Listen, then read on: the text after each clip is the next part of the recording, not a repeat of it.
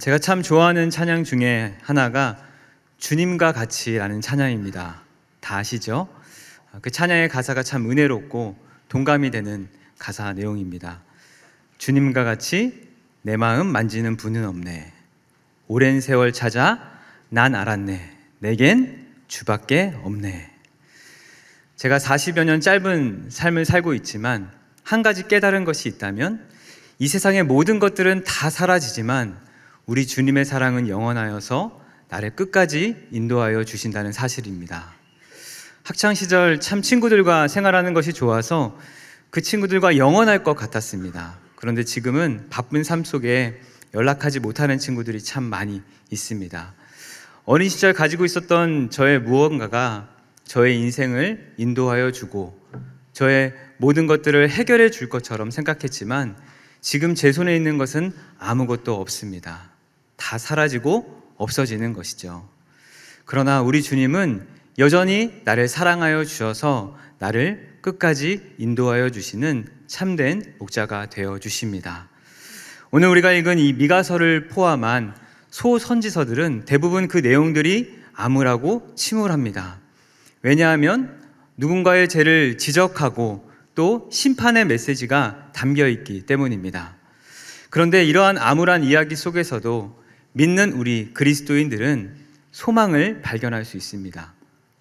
그 소망의 메시지는요, 하나님의 백성들이 비록 패역하고 부패한 자리에 있을지라도 우리 하나님은 자기 백성들을 포기하지 않으시고 그들을 끝까지 인도하여 주셔서 다시 새롭게 회복시켜 주신다는 사실입니다.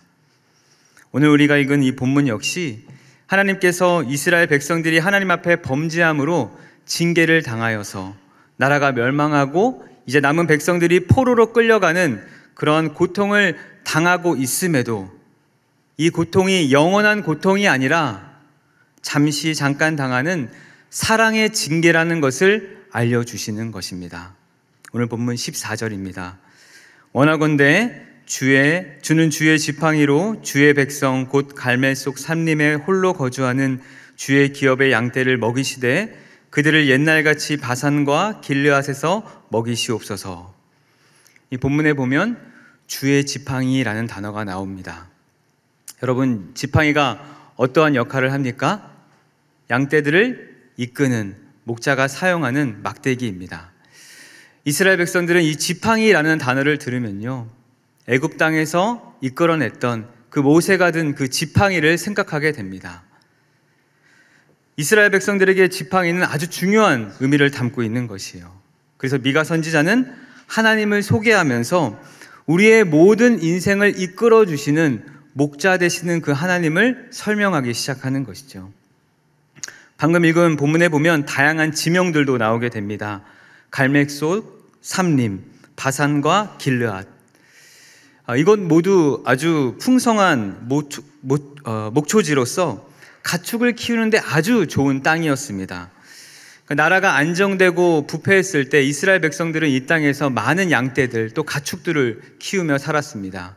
우리가 잘 알고 있듯이 이스라엘의 그 민족의 조상이었던 아브라함, 이삭, 야곱 모두 다 유목 민족으로서 양떼와 여러 가축들을 키우는 것을 주업으로 삼고 살았습니다.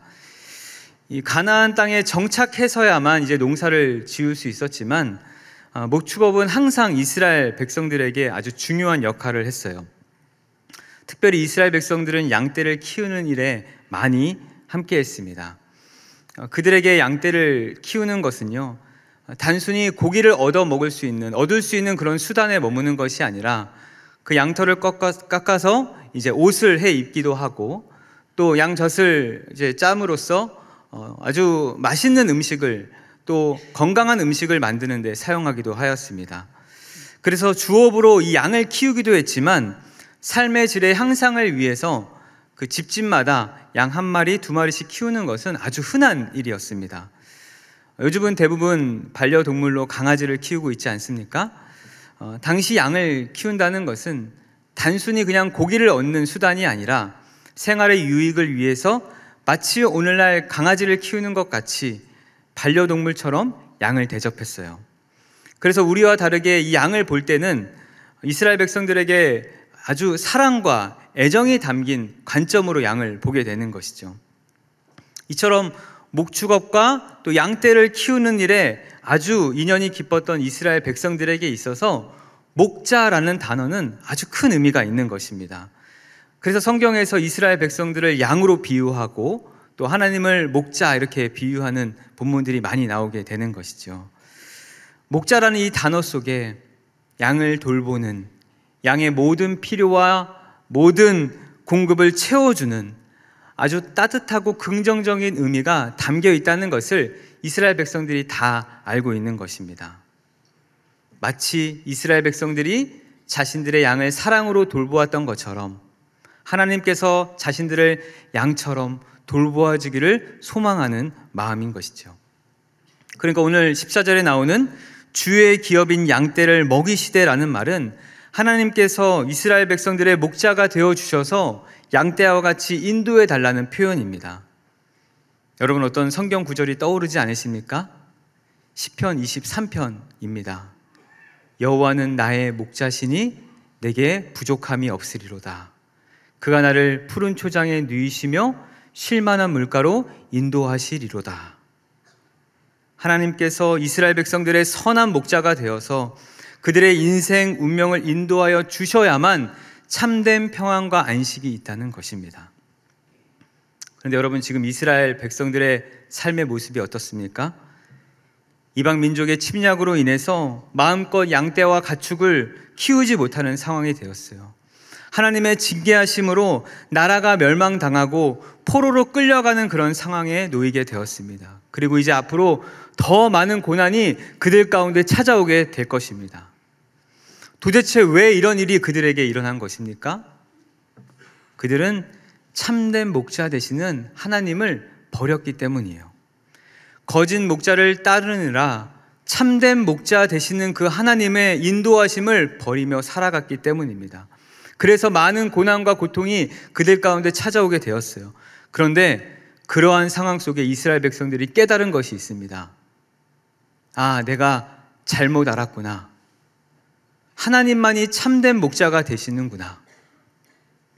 사랑하는 여러분, 우리 하나님께서 우리에게 주시는 많은 은혜 가운데 우리의 모든 죄악을 깨닫고 다시 하나님의 품으로 돌아올 수 있도록 우리에게 기회를 허락하여 주신다는 것이 참 우리에게 큰 은혜가 됩니다.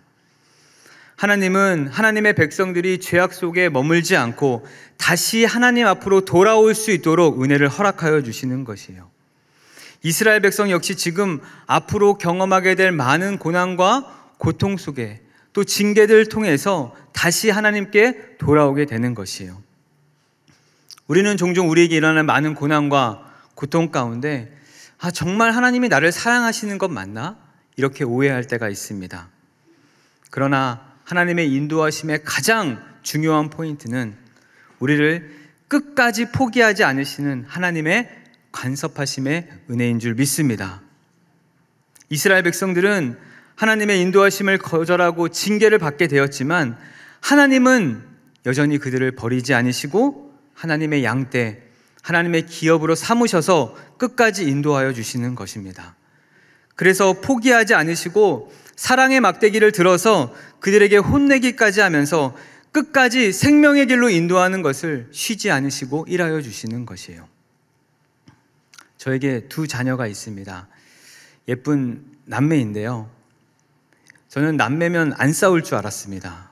서로 굉장히 잘 지낼 줄 알았습니다. 그런데 어찌나 싸우는지 둘이 정말 하루도 빼먹지 않고 다투고 싸우는 것을 제가 보면서 참 인간은 선천적으로 악한 존재구나 이런 것을 제가 깨닫게 됩니다. 그 목사의 자녀면 정말 서로 사랑도 하고 배려도 하면서 잘 지낼 줄 알았는데 정말 아침에 일어나자마자 다투는 모습을 보게 됩니다.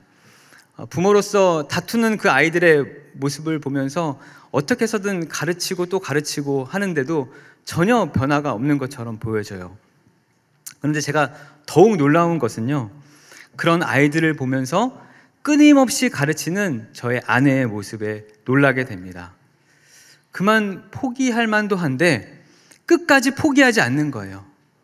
어떨 때는 차분하게 아이들에게 가르쳐 주기도 하고 어떨 때는 정말 우는 사자와 같이 소리를 지르면서 아이들을 가르칩니다. 언젠간 깨닫게 되겠지. 언젠간 알게 되겠지. 이것이 자녀를 향한 부모의 마음인 것입니다. 지금 이스라엘 백성들이 죄악 가운데 있고 오랜 시간 연단을 받게 되지만 하나님의 그 사랑의 막대기가 쉬지 않고 일하기 때문에 반드시 그들은 하나님께로 돌아오게 되어 있습니다.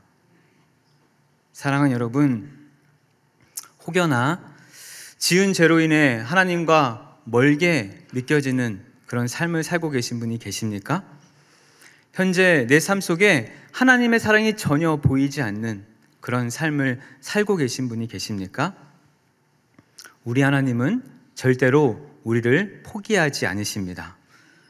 모든 삶의 순간순간마다 우리를 향한 그 사랑을 잊지 않으시고 포기하지 아니하시고 끊임없이 일하여 주시는 것이에요. 오늘 보면 15절 이렇게 고백하고 있습니다. 이르시되 내가 애굽 땅에서 나오던 날과 같이 내가 그들에게 이적을 보이리라 하셨느니라. 15절에서 뭐라고 말씀하고 계십니까? 하나님께서 이스라엘 백성들의 목자가 되셔서 그들을 그 이방 민족으로부터 구원해 내주시겠다 말씀하여 주십니다. 과거 애굽에서 노예 생활로 고통받고 있을 때 하나님의 구원의 은혜를 베풀어 주셨던 것처럼 바벨론 포로에 빠져 있는 그들을 반드시 구원해 내주시겠다 말씀하여 주시는 것이에요. 특별히 이적을 보이리라 말씀하시는데, 이적은 기적과 같은 말로 자연을 초월한 놀라운 일을 의미합니다. 애굽에 나올 때 특별히 10가지 놀라운 그런 재앙을 통해서 그들을 구원해 내주셨어요. 홍해를 가름으로써 놀라운 기적을 그들에게 보여주셨어요. 그들에게 이적과 기적을 보여주신 것은 이 기적을 통해 분명히 말씀하시고 싶은 메시지가 있다는 거예요. 그것이 무엇입니까? 이 기적과 이적을 베푸는 분이 하나님이시다. 내가 참된 왕이고 내가 참된 주인이다. 내가 온 세상의 만왕의 주인이시라는 것을 알려주시는 것이에요. 이적을 통해 그들이 온 세상의 왕이신 하나님을 발견하기를 원하셨어요. 그런데 이스라엘 백성들은 참된 왕이신 그 하나님을 발견하지 못합니다.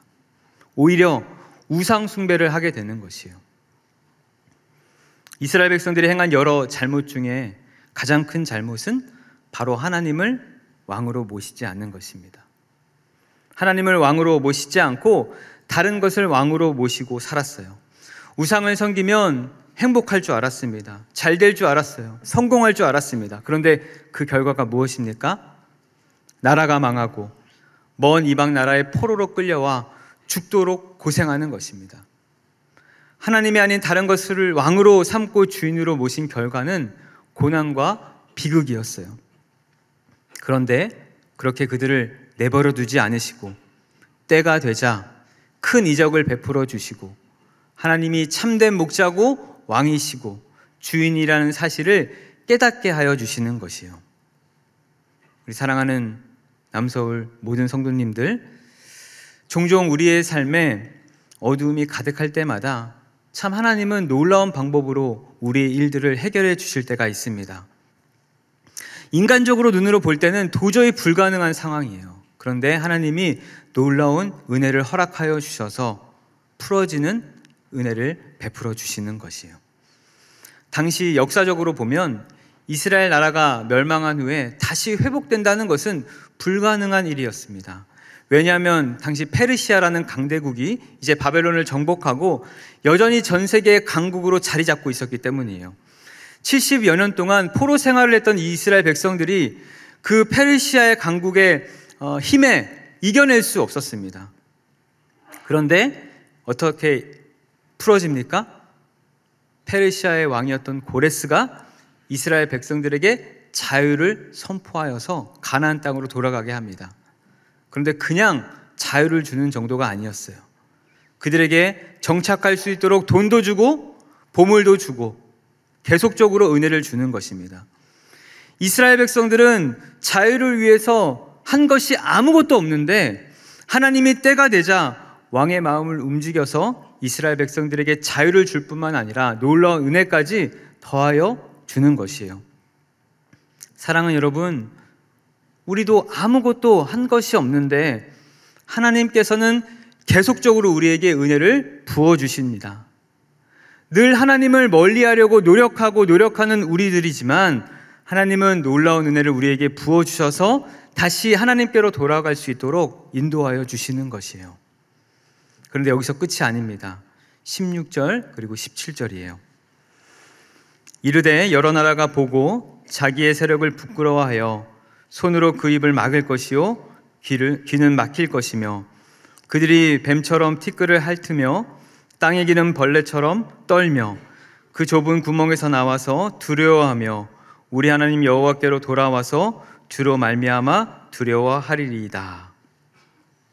먼저 이 16절 말씀은 이스라엘 민족이 하나님의 은혜로 회복되는 것을 보면서 이 대적들과 원수들이 놀라게 되는 것과 동시에 하나님이 그들이 이스라엘 백성들을 조롱하고 비웃었던 그대로 갚아주시겠다, 부끄럽게 만드신다라는 의미입니다. 이어지는 이 17절에 더욱 명확하게 우리가 그 내용들을 알 수가 있는데 그들이 뱀처럼 티끌을 핥으며라고 기록되어 있어요. 당시 티끌을 핥은 행위는요, 전쟁에서 패한 장수가 승리한 장수에게 항복을 선언할 때 하는 행위입니다. 마치 전쟁에서 승리한 것처럼 이스라엘 백성들은 승리자가 되고 대적들은 패배자로 만들어 주시겠다는 거예요. 이스라엘 백성들이 이방 민족으로부터 고통받을 때는 주변 원수들의 그 이스라엘 백성들을 조롱하고 비웃었어요. 그런데 하나님이 이제 상황을 바꿔주셔서 적들을 굴복시켜서 하나님만이 참 신이라는 것을 알게 하여 주십니다. 그리고 이제 하나님을 섬기는 그 이스라엘 백성들이 하나님이 택하신 나라로서의 그 지위와 영광의 그 놀라운 회복을 경험시켜 주시겠다는 거예요. 하나님은 이스라엘 백성들의 그 삶 속에 인도하심과 교훈하심의 은혜를 베풀어 주실 뿐만 아니라 영광의 직분 또한 누릴 수 있도록 은혜 또한 허락하여 주시는 것이에요.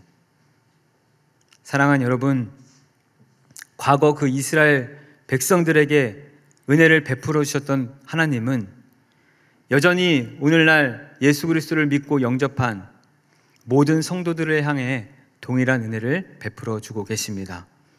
아니, 과거 그 이스라엘에게 행하셨던 그 놀라운 은혜보다 더 큰 은혜를 현재 살아가는 우리에게 베풀어 주고 계세요.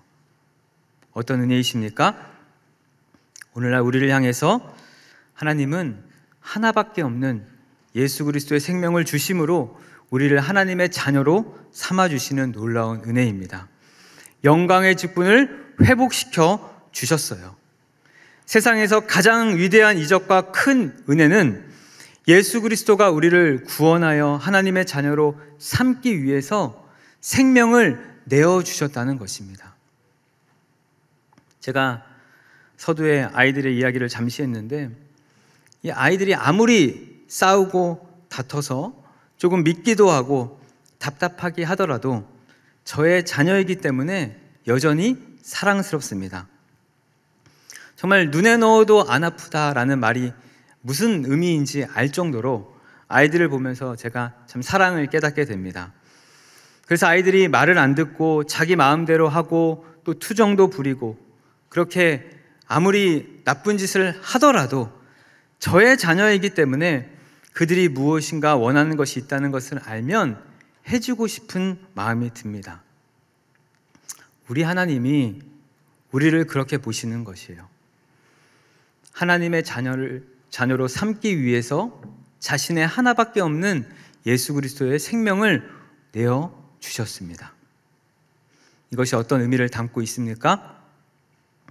생명을 내어 주셨다는 것은 그 이상의 모든 것을 우리에게 허락해 주시겠다는 말씀이에요.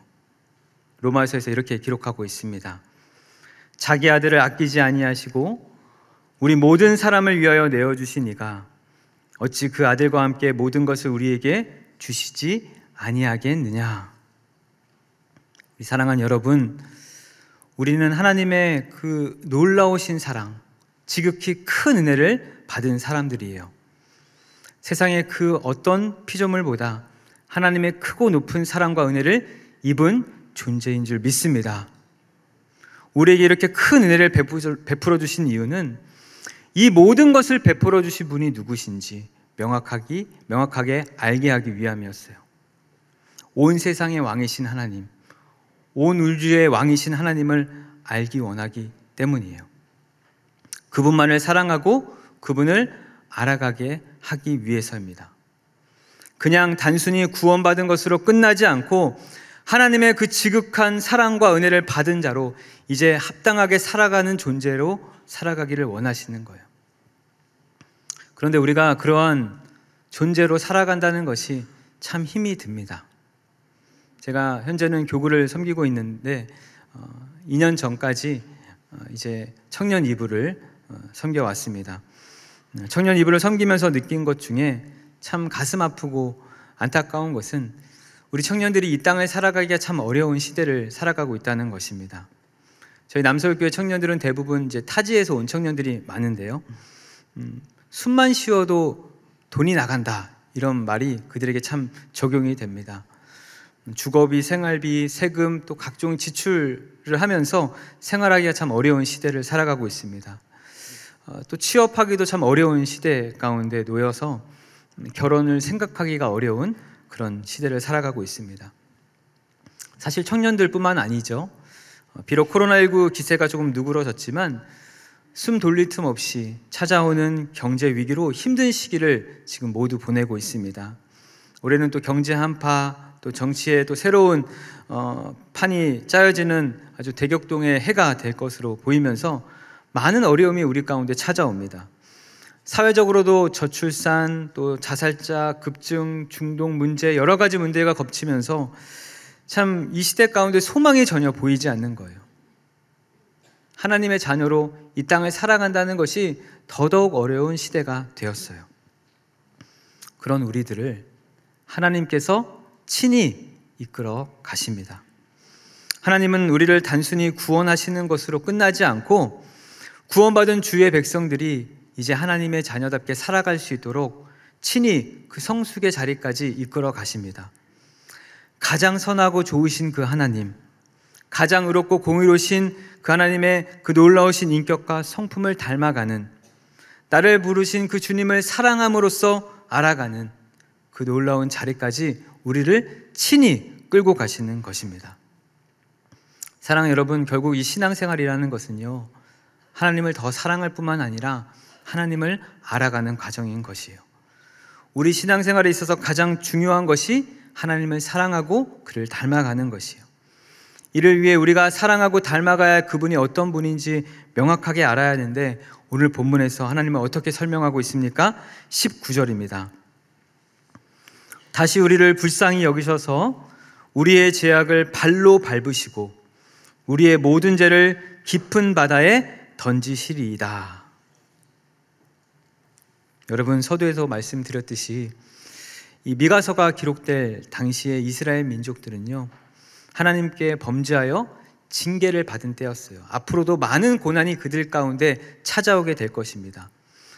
심판하시고 징계를 받게 될 것이다. 이 메시지만 본다면 그들의 삶은 참 우울하고 암울할 것이에요. 그런데 오늘 19절에 보니까 이러한 절망 가운데서도 하나님은 이스라엘 백성들을 불쌍히 여기고 계신다, 이렇게 말씀하여 주세요. 19절에 보면 하나님을 불쌍히 여기시는 방법이 죄악을 발로 밟으시고 모든 죄를 깊은 바다에 던지신다, 이렇게 표현되어 있습니다. 지금 이스라엘 백성들에게 궁극적인 문제는 잘 먹고 잘 사는 그런 문제가 아니었어요. 그냥 단지 이방 민족으로부터 해방되는 정도가 문제가 아니었습니다. 그들의 죄악이 정말 그들의 문제였습니다. 그들이 당하는 고통과 고난의 원인은 모두 그들의 죄악 때문이었어요. 그들이 깊이 빠져있던 이 죄악의 문제가 해결되지 않으면 아무리 그들이 자유를 얻고 해방이 되어도 다시 그 죄악에 빠질 수밖에 없게 되는 것입니다. 그래서 하나님은 이 이스라엘 백성들을 불쌍히 여기시되 그들의 진짜 문제였던 죄의 문제를 해결하여 주시는 것이에요. 이스라엘 백성들이 가지고 있었던 그 죄악을 발로 밟으시고 모든 죄를 깊은 바다에 던지시는 것입니다. 발로 밟고 바다에 던진다라는 것은 눈에 보이지 않도록 없애버린다는 표현이에요. 이스라엘 백성들이 가지고 있었던 이 고질적인 죄의 문제를 하나님께서 발로 밟아서 없애듯이 깊은 바다에 던져 보이지 않도록 해결해 주시겠다 말씀하여 주시는 것이에요. 인간 스스로는 그 어떤 죄를 이겨낼 수도 없고 죄를 극복할 수 없다는 것을 이스라엘 역사를 통해서 알려주십니다. 그들 스스로는 절대로 죄의 문제를 해결할 수 없었어요. 죄의 문제를 해결할 수 없다는 것은 죄인들은 모두 다 하나님 앞에 멸망받을 수밖에 없다는 것을 의미합니다. 죄의 결과는 사망과 멸망이기 때문이에요. 그래서 하나님께서 친히 그들의 죄를 해결하여 주시겠다 말씀하십니다. 결국 인간이 스스로 죄의 문제를 해결할 수 없고 하나님께 나아가는 것이 최종적인 목적이 아니라 하나님께서 친히 주도권을 가지고 인간의 죄의 문제를 해결해 주시겠다는 것이 바로 오늘 본문의 핵심인 것이에요. 사랑하는 여러분, 오늘날 우리 모두 동일한 은혜를 받고 있습니다. 저와 여러분 모두 이스라엘 백성들처럼 죄인이었어요. 스스로 죄의 문제를 해결할 수 없는 그런 존재였습니다. 가만히 놔두면 스스로 멸망의 길을 향해 달려가는 죄인들이었어요. 그런데 하나님께서는 그런 우리를 그냥 내버려 두지 않으시고 하나님의 절대적인 주권을 가지고 예수 그리스도를 통해서 죄의 문제를 해결하여 주십니다. 너무나도 추하고 어두운 우리의 죄의 허물을 그 예수 그리스도의 십자가의 은혜로 밟아주시고 예수 그리스도의 보혈의 피로 바다에 던져버리시는 것이에요. 그래서 하나님이 우리를 보실 때 우리의 죄를 보는 것이 아니라 우리의 죄를 밟아주시고 덮어주신 그 예수 그리스도의 십자가와 보혈의 피를 보시는 거예요. 사랑하는 여러분, 어떻게 그 놀라운 일들이 우리에게 일어났습니까? 어떻게 그것이 가능한 것입니까? 우리 하나님이 우리를 너무나도 사랑하시기 때문입니다. 우리 하나님은 하나님의 백성들을 정죄만 하시는 하나님이 아니십니다. 물론 하나님은 교육적인 차원에서, 훈계의 차원에서 매를 드실 때도 있어요. 그러나 그 모든 것이 자녀를 사랑하는 마음에서 나온다는 것을 기억해야 합니다. 우리가 믿는 하나님은 우리를 극진히 사랑하여 주십니다. 그래서 우리의 모든 죄와 허물을 용서하여 주시는 것입니다. 우리의 죄가 깨끗하게 보이기 위해서 자신의 하나뿐인 아들 예수 그리스도를 십자가에 달려 죽게 하실 만큼 우리를 사랑하여 주시는 것이에요. 20절 말씀입니다. 주께서 옛적에 우리 조상들에게 맹세하신 대로 야곱에게 성실을 베푸시며 아브라함에게 인애를 더하시리이다. 오늘 본문에 두 사람이 등장하죠. 아브라함과 야곱입니다. 아브라함과 야곱은 하나님으로부터 참 큰 사랑을 받은 존재입니다. 먼저 야곱은요, 참 하나님께서 성실하게 그를 사랑하셨습니다. 그는 원래 속임수, 잔머리 아주 도 같은 인물이었어요. 아버지도 속이고 형도 속이고 삼촌도 속이고 계속적으로 배신과 거짓말을 밥 먹듯이 했던 사람이었어요. 그런데 그런 그를 버리지 않으시고 하나님이 여러 훈련과 연단을 통해 믿음의 조상으로 그를 이끌어 가시는 것입니다. 아브라함, 아무것도 가지지 않은 사람이었어요. 그런데 하나님이 전적인 은혜로 그를 택하여 주셔서 믿음의 아버지로 그를 부르시는 것입니다. 그냥 그를 하나님이 사랑하시는 것이에요. 아브라함과 야곱이 어떤 특별한 잘한 일이 있어서 그를 사랑하신 것이 아니라 전적인 하나님의 은혜와 사랑으로 그를 택하시고 그를 사랑하여 주시는 것이에요. 오늘 본문에 나오는 인애라는 말은 하나님의 은혜라는 말과 동일합니다. 아브라함과 야곱을 믿음의 조상으로 부르신 것이 무조건적인 하나님의 은혜라는 것이에요. 사랑하는 여러분, 하나님의 성실하심, 인애하심은 오늘날도 모든 그리스도인들에게 적용되고 있습니다. 우리가 이 땅을 살아가면서 많은 죄에 넘어지고 유혹에 또 쓰러질 때마다, 실패할 때마다 참 우리의 연약함을 경험합니다. 우리의 모습은 거룩한 것을 사모하는 것처럼 보여지지만 여전히 육신의 연약함으로 죄의 유혹에 빠지게 됩니다. 그럼에도 불구하고 하나님의 성실하심과 인내하심은 우리를 포기하지 않으시고 우리의 인생의 삶을 붙들고 계시는 것이에요. 예수 그리스도를 통해서 우리에게 주신 그 약속하심을 우리의 삶 속에 실현되어지고 적용될 수 있도록 끊임없이 우리의 삶을 찾아와 은혜로 간섭하여 주시는 것입니다. 우리를 구원하실 뿐만 아니라 우리가 하나님의 백성과 자녀로 불리기에 부끄럽지 않는 그 거룩한 성도가 되도록, 그 자리에 있을 수 있도록 지도하시기를 멈추지 않으시는 거예요. 우리를 어디까지 인도하십니까? 오늘 마지막 본문 18절 우리 같이 한번 읽으면 좋겠습니다. 18절이에요. 시작. 주와 같은 신이 어디 있으리까? 주께서는 죄악과 기희업의 남은 자의 허물을 사유하시며 인애를 기뻐하심으로 진노를 오래 참지 아니하시나이다. 사랑하는 여러분, 하나님이 우리의 입술을 통해서 주와 같은 신이 어디 있으리까? 이 고백을 하게 하시는 것입니다. 죄악으로 가득 찼던 그 이스라엘 백성들을 포기하지 않는 사랑으로 붙들어 주시고 사랑의 매를 드는 그 수고를 마다하지 않으시고 마침내 그들을 새롭게 변화시켜 주실 그 하나님을 바라보면서 미가 선지자가 이렇게 고백하는 거예요. 주와 같은 신이 어디 있으리까? 사랑하는 여러분, 이 고백이 단지 미가 선지자의 고백이 아니라 하나님의 은혜와 사랑을 깊이 있게 경험한 모든 교회와 성도들이 해야 하는 신앙 고백인 줄 믿습니다. 하나님밖에 없습니다. 하나님이 최고이십니다. 하나님 같은 분은 없으십니다. 하나님은 모든 하나님의 백성들의 입술에서 이러한 고백이 되어질 수 있도록 날마다 끊임없이 일하고 우리에게 역사하여 주십니다.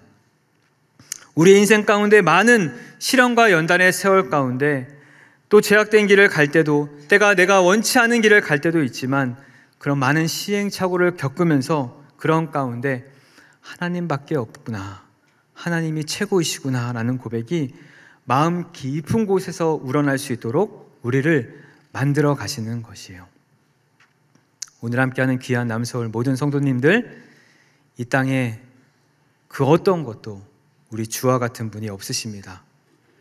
우리를 너무나도 사랑하여 주셔서 하나님의 자녀 삼아 주셨을 뿐만 아니라 우리에게 날마다 은혜를 베풀어 주셔서 이 땅에서 하나님의 거룩한 백성으로 살아갈 수 있도록 인도하여 주시는 참 목자가 되십니다. 날마다 주와 같은 신이 어디 있습니까? 이러한 고백이 저와 여러분들의 입술의 고백이 되기를 우리 구주 예수 그리스도의 이름으로 축원합니다.